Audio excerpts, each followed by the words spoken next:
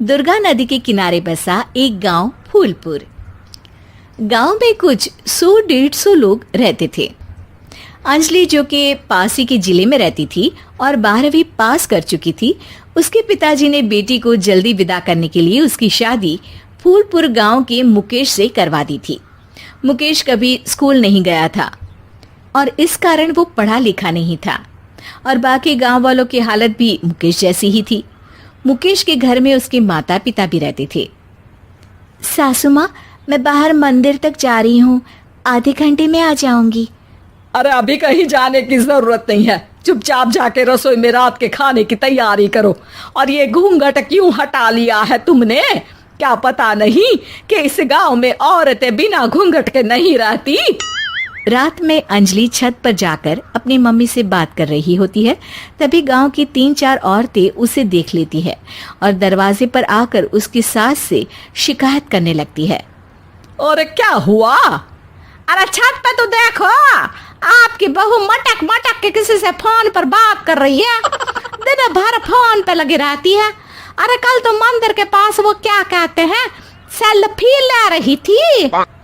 शहर की बहू रखना अच्छा शान की बात है, पर देखना इसके लक्षण से ये तो तुम्हारे परिवार को बदनाम ना कर दे। ये पहली बार नहीं था जब सास से गांव के लोगों ने अंजलि की बुराई या शिकायत नहीं की हो। अब तो ये रोज की बात थी। अंजलि ये सब सुन लेती है। जब वो नीचे जाती है तो मुकेश भी वहां आ जाता है। सास कहती है, बेटा, लोग घर आकर शिकायत करने लगे हैं बहू के कामों की, देख लो। पति हो, संयम से रखो इसे। माँ जी, मैं तो अपनी माँ से बात कर रही थी, क्योंकि यहाँ कोई बात करने लायक ही नहीं है और अब मैं माँ के पास ही रहूंगी। वहाँ क्या रहना, वहाँ बाहर के लोग तो ठीक है, पर घर के लोग भी इज्जत ना दे सके। अरे नहीं नहीं अंजलि, ऐसा नहीं है, धीरे धीरे सब ठीक हो जाएगा, तुम फिक्र ना करो। अरे बस कुछ बोलना ही नहीं है, सर पे चढ़ा रखा है बहू को। सास मुकेश की नरम बात सुन के वहां से मुंह चढ़ाकर चली जाती है। मैं तो कहती हूँ हम दोनों शहर चले जाते हैं। मैं पढ़ी लिखी हूँ, मुझे वहाँ नौकरी भी मिल जाएगी और थोड़े दिनों में आप भी वहाँ कुछ काम ढूंढ लेना। अरे नहीं नहीं अंजलि, हम यहाँ ना गांव का खेत, माँ पिताजी को छोड़कर शहर नहीं जा सकते। माँ पिताजी को कैसा लगेगा और गांव वाले क्या सोचेंगे? ये कहकर मुकेश सोने चला जाता है और अंजलि की गांव वालों द्वारा बुराई का सिलसिला बहुत दिनों तक चलता ही रहता है। लेकिन अंजलि गुस्सा ना दिखाते हुए समझदारी से काम लेती है। बारिश का मौसम चालू हो जाता है। जोरदार बारिश से पूरे गांव में हाहाकार मच जाता है।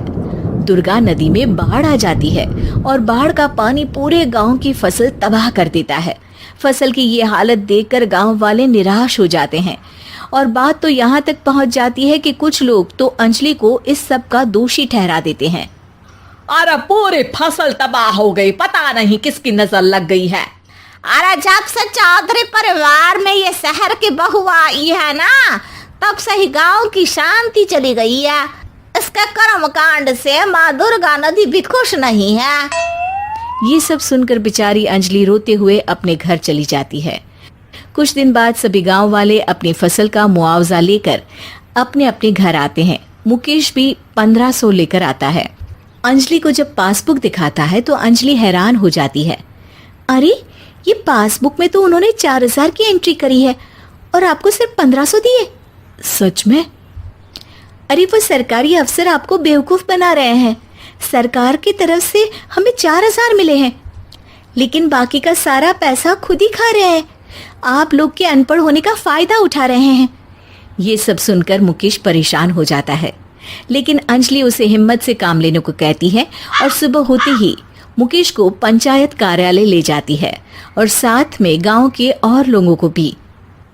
आप सरकारी बाबू क्या गांव के लोगों को बेवकूफ समझते हैं? आपको क्या लगता है ये पढ़े लिखे नहीं है तो आप कुछ भी मनमानी करेंगे?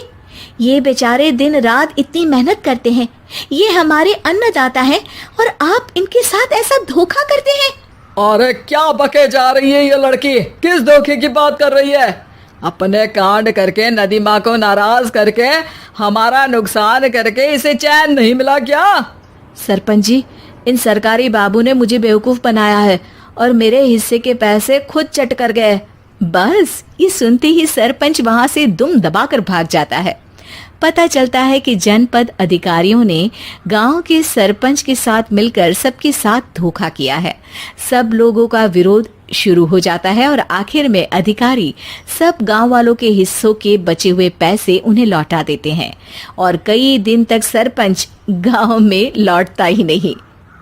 अंजलि, तुम नहीं होती तो हम गांव वालों को तो पता ही नहीं चलता कि ये हमें हर बार बेवकूफ बनाते हैं। हाँ हाँ अंजलि बेटी, हमें माफ कर दो। हम सब तुम्हें बुरा भला कहते रहे, लेकिन तुमने ही आज हमें बेवकूफ बनाने से बचाया है। हमें तुम पर गर्व है बेटी।